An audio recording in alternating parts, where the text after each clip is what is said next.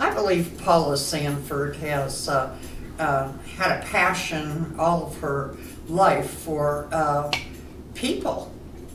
And I know that she has focused on her career. She has focused on children's issues and justice issues and also domestic abuse. This was particularly true when she was so involved with attending the legislature in Oklahoma City and being involved in politics.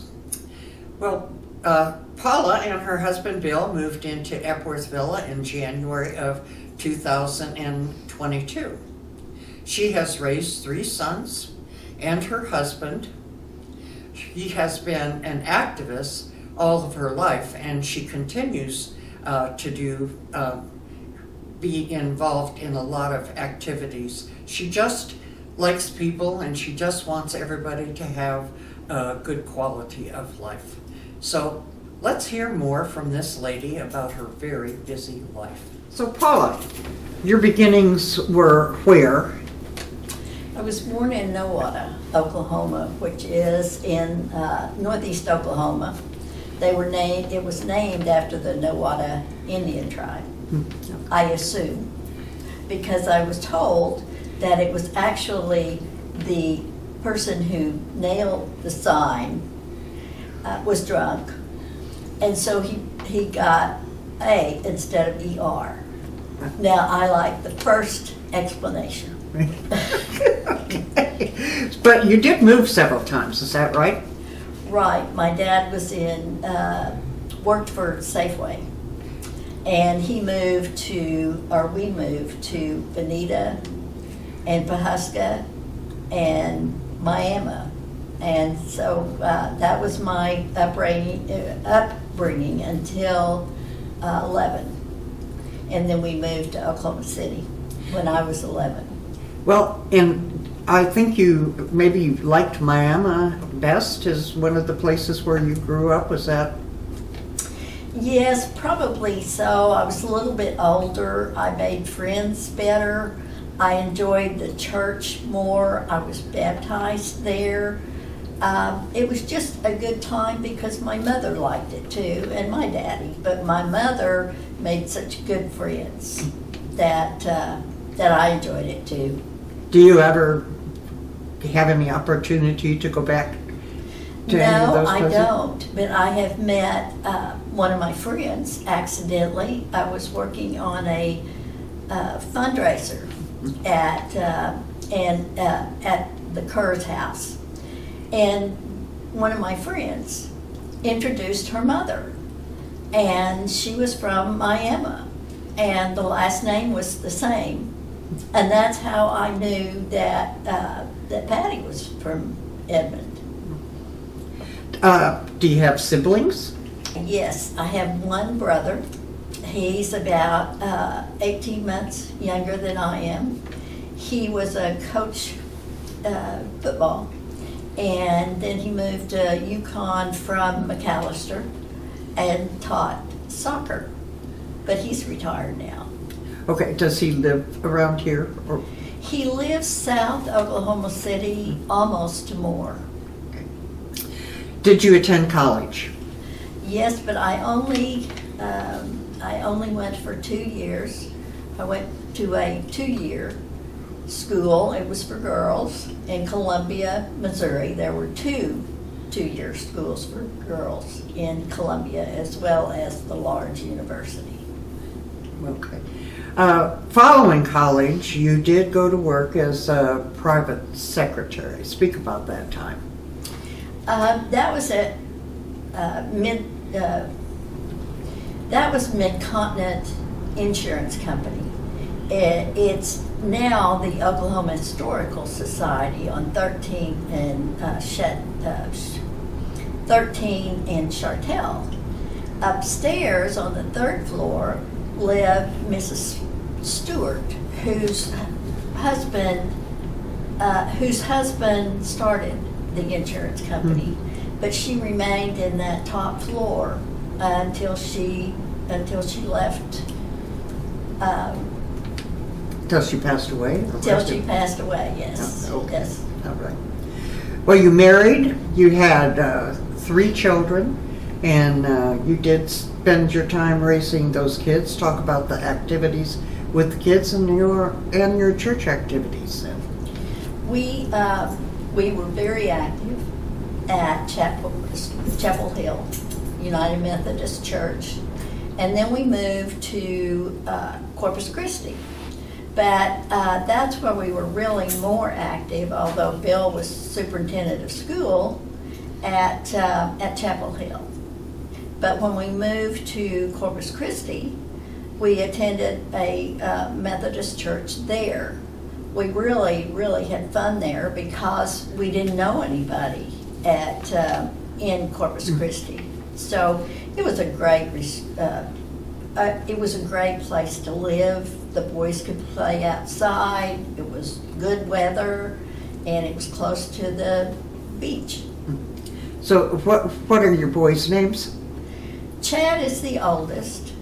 He is a tag agent in Edmond, which I was for 28 years. And our middle son lives in Olathe with his wife, Kansas. Our youngest, our baby, he lives in Dallas, and his wife is Amy. She donated one of her kidneys to her cousin. So we're very proud of her. Yes. After Corpus Christi, you moved to Tulsa. What took you to Tulsa? He was with Oklahoma City Federal Savings and Loan, and he opened a branch in Tulsa. And we were there for a couple of years. I didn't know anybody in Tulsa, and I decided to go into real estate because I thought it would allow me to win some people. It allowed me to meet some people and find the streets in town. So I decided to do that, and I was a realtor for about a year. You did live in Edmond for a long time after you came back from Tulsa. So how many years did you live in Edmond? We moved in 1976, so I can't count it. It's probably about 5 Until years. January of 2022, you lived there. Right. Okay, right. so you kind of changed your career pattern when you came to Edmond, and you became active in politics, Yes. the Chamber of Commerce, Yes. the League of Women Voters, Yes. Edmond Rotary, and more. So let's cover some of those territories, Paula. So Okay. let's talk about your politics. I worked in my first campaign for Howard Edmondson when he was running for the Senate, which I was very young, but it sure was fun. Then I decided that I better just stay home a while and take care of the boys, and didn't really do that much. I did sell real estate, but I had a goal of only one sale a month, which is not very ambitious. But it did keep me with people, meeting people, buyers and sellers, and agents, and that was nice. But I went into politics.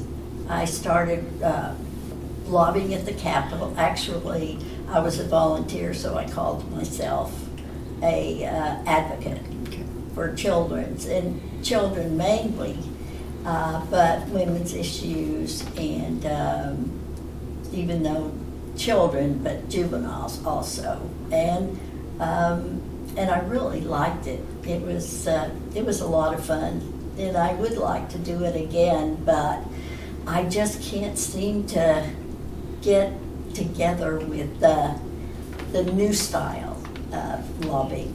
Okay. And so, but I got my tag agency in 1983 and had it until, I guess about 11 years ago.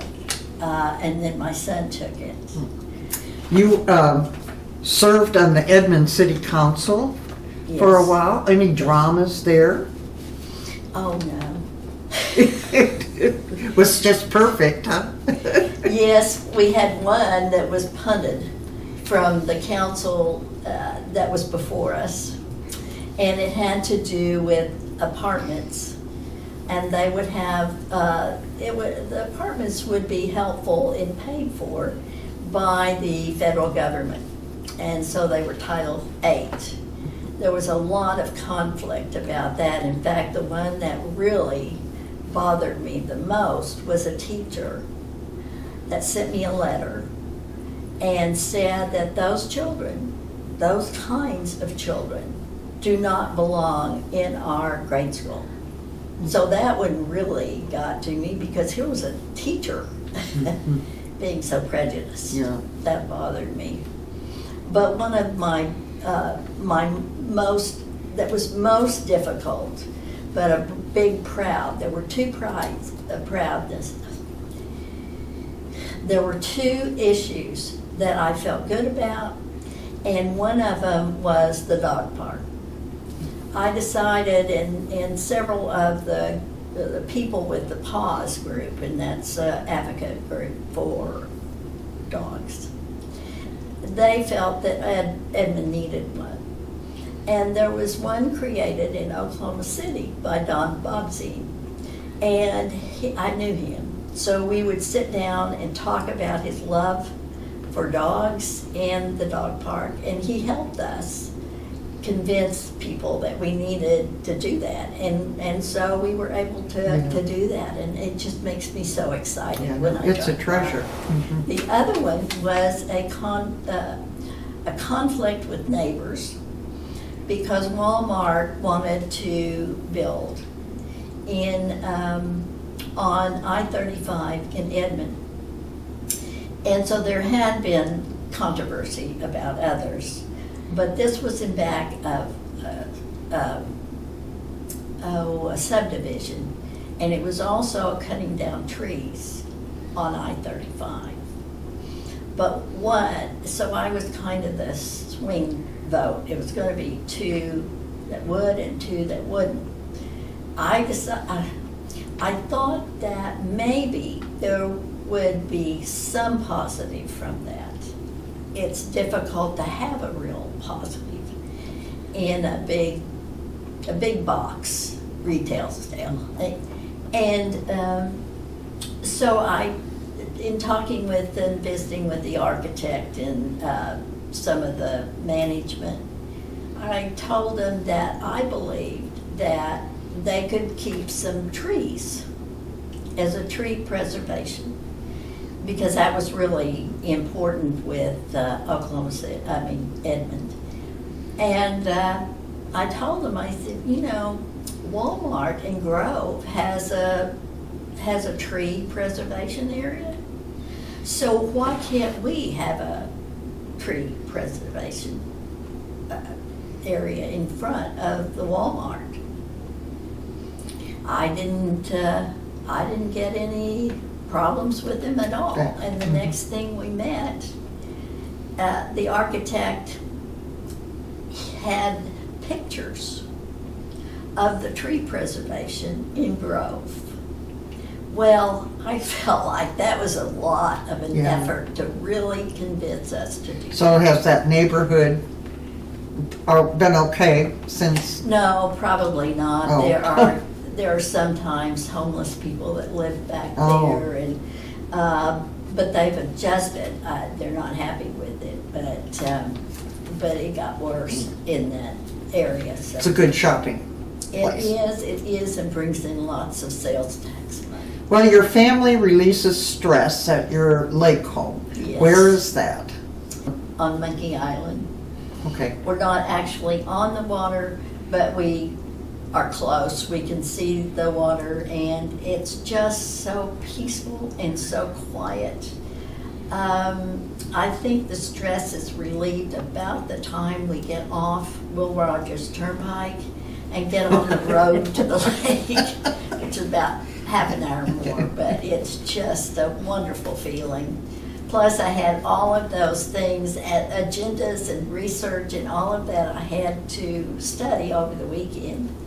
And so it was a fun place to be, to do my work and yet feel released for being at home.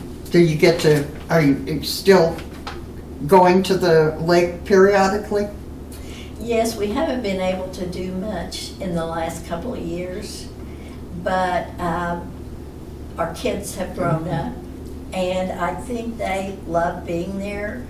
We never had a boat, and so we were never able to take them out on a boat and ski or things like that. But it was a together situation because our grandsons, our two from Kansas, they grew up in there, and it was the opportunity to all of us to be together. When we go see them, those teenagers are now, of course, a lot older. And for everybody to be unstressed at the Right, same time. right. Well, you moved to Epworth Villa Right. to unstress also. So has it happened yet, I'm Paula? easily stressed. Has it happened yet? Oh, yes. Okay, Oh, good. yes. Good. Yes, it has, and we met so many wonderful Right. people, and, you know, you get isolated during the pandemic. Yeah, And so yeah. we needed to be somewhere Right. that we can meet people and be around people, because as you know, that's a real important thing for me. Yes, and for that is the reason many of us have moved here. Well, Right.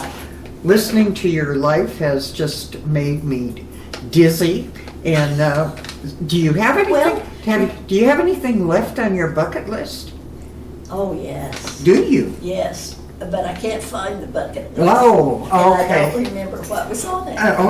Okay. All right. Well, thank you, Paula, You're so welcome. much for You're sharing welcome. your Thank you very wonderful